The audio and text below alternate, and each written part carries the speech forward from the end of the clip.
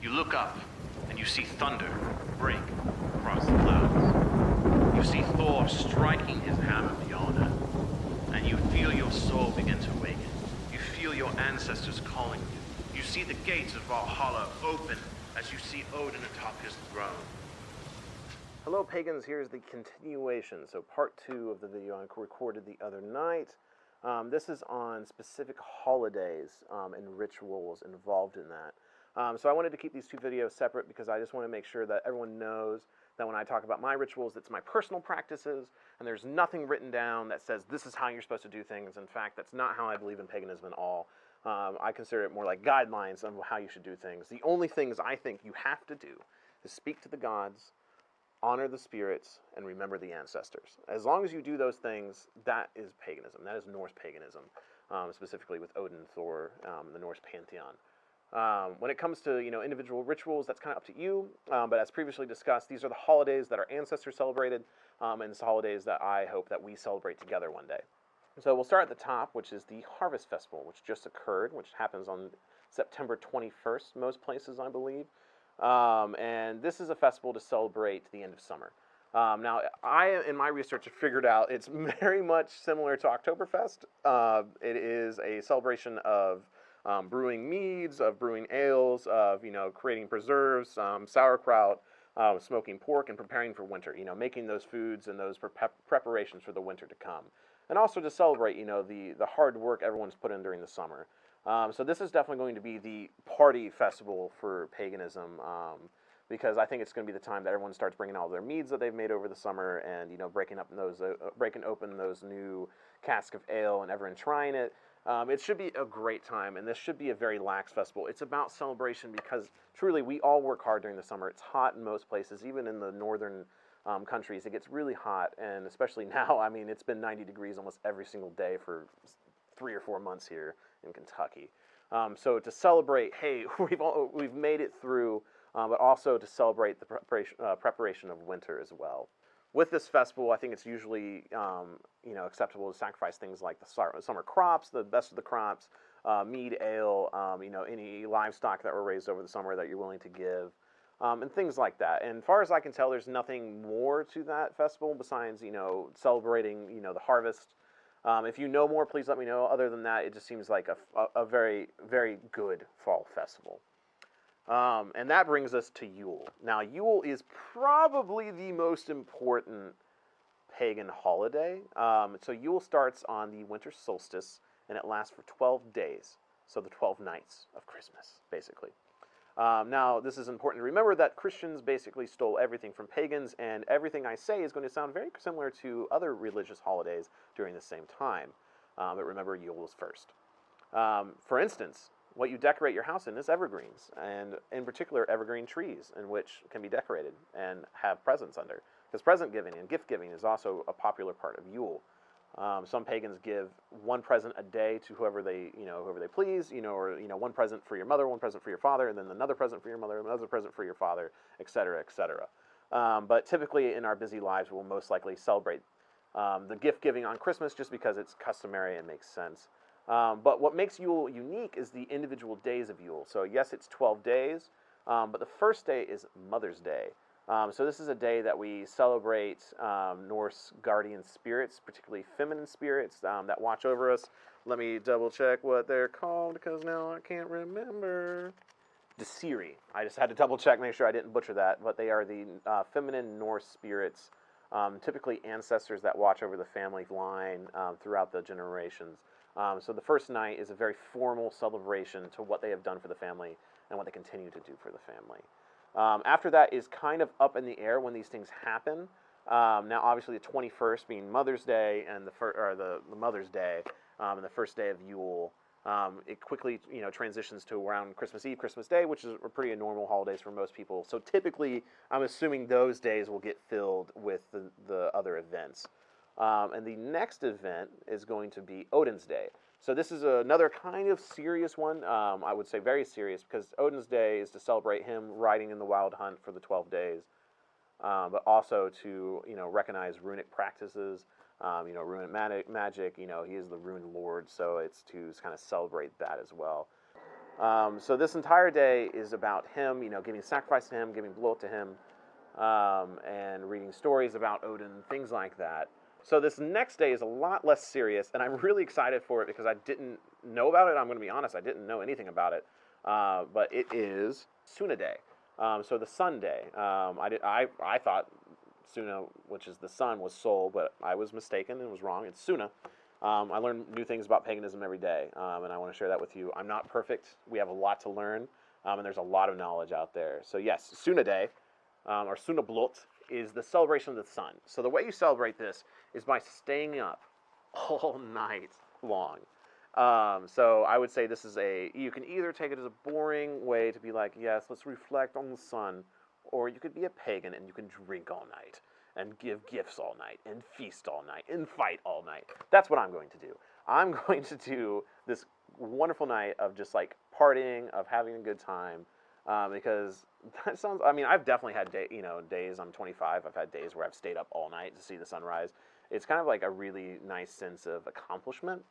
So having a whole holiday, a whole set day for this sounds awesome. I mean, it's going to be really hard when you get older, but I'm sure someone can kick you away. But basically, you stay up all night, and then as soon as you see the sunrise, you give offering to the sun, you give offering to the Suna, and you just celebrate the coming of the sun once again, because now the days are going to start getting lighter, because you are also staying up all night on one of the longest nights of the year. So it just sounds like a wild time, and I told my roommate Jason about it, and he was like, man, that's crazy, but it's going to be a good time. And I think it will. I think that's going to be one of my more favorite days to practice. And I look forward to requesting off from work, and people are like, why are you requesting off these 3 days around Christmas? I'm like, well, it's for Suna Day. I'm going to stay up all night and then pass out for the next day. But I cannot wait to celebrate that. And then we go to the last day of Yule, and you actually take down all your decorations this day. You burn your last Yule log, which I should have mentioned, Yule logs. You make Yule logs out of a bunch of sticks and other things and wrap it up, and you're supposed to burn one every single night. And they're supposed to last for 12 hours, something like that. I've never practiced with Yule logs. I know they're more popular in Germanic countries still, but it's something I want to practice with. But I don't have a fireplace, so I saw some people that said just get like a long-lasting candle like this one and burn that. But it is a tradition. But yeah, you burn the last one, you burn your last candle on the last day of Yule. You kind of wrap everything up, clean everything up, thank the gods for their time, thank them for the year. And keep in mind, this is from the 21st to like the 2nd or 3rd of, to the 3rd of January. So it's a long celebration. And I really hope I get off all 12 days of Yule. Start a actual nonprofit, religious entity, claim I'm part of it, become the leader, and then be like, I need 12 days off for Yule, paid days. I mean, I look forward to it. I mean, Christmas has been very personal to me because it used to be my favorite holiday with my family. But I'm also learning that it's becoming less and less important as the years go by, especially with marketing and consumerism and things like that. Hello, I hope you're people.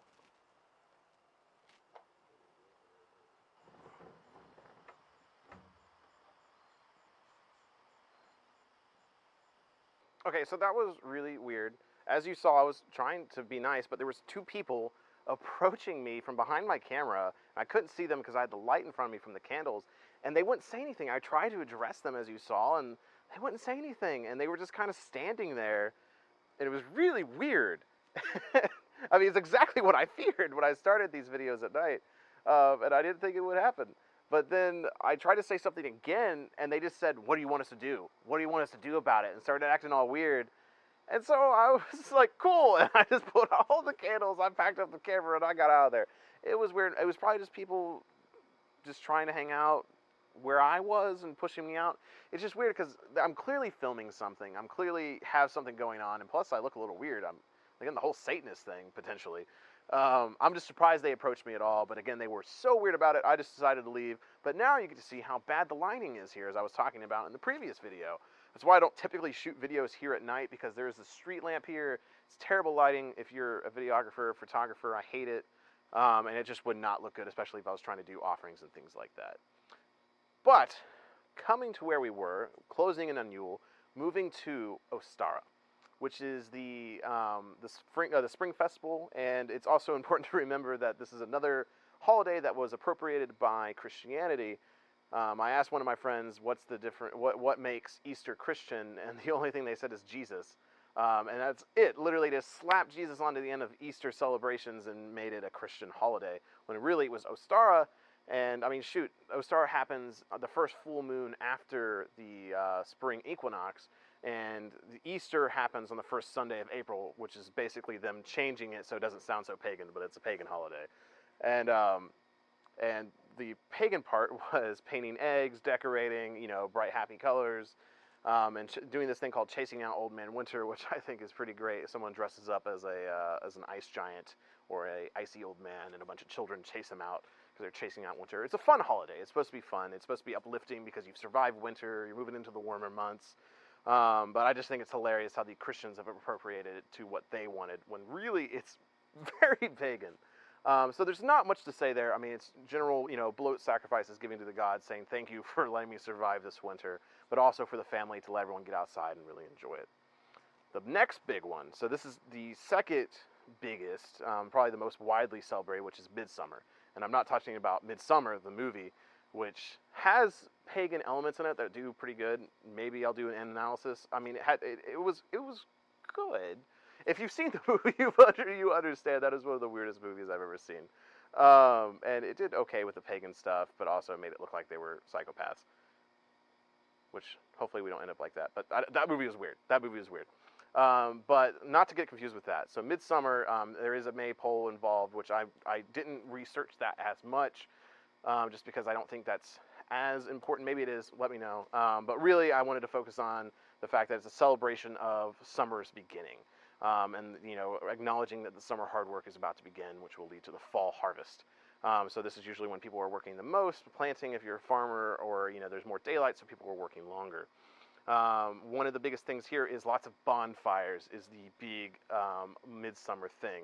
And I was reading that people would jump over fires as well as part of the festivities, which sounds scary but also awesome.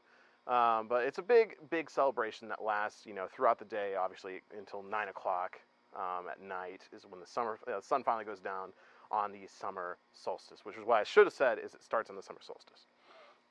But yeah, so those are kind of the biggest holidays. There was a few small ones, like I saw one that was like the blessing of the like the steer or something like that, but it didn't really seem like it was legitimate. It might have been, but I tried to stick to the four major ones, the four major equinoxes and solstices, because I think these are the ones that are going to be the most important, and they're the ones that are very closely tied to modern celebrations for most Westerners, for the most part. I know a lot of people in the European and Northern European countries still celebrate things like Oktoberfest, which is basically the harvest festival. But yeah, these are the things I hope we celebrate one day together in a pagan temple/hall. And that's kind of what I wanted to say here at the very end. The reason I bring these things up is because these are when we're going to get together. As I talked about in the previous video, this is a very private religion, but it's also a religion we're meant to get together. And these are events that I think that all pagans should get together. I don't think we should get together every Sunday. That's just not us. But getting together 4 times a year for the 4 major solstices and equinoxes is something we should strive to do, and I think it's going to be worth it, especially things like the staying up all night and partying and celebrating Yule or Oktoberfest, breaking open those new meads. As I have said, this is a religion of fun as well as honoring and worshiping our gods, and these celebrations sound like a great time. I can't wait to do it with all of you. But until next time, pagans, my name is Jacob. I'm a Norse pagan, and I cannot wait to celebrate these holidays with you. And Skull.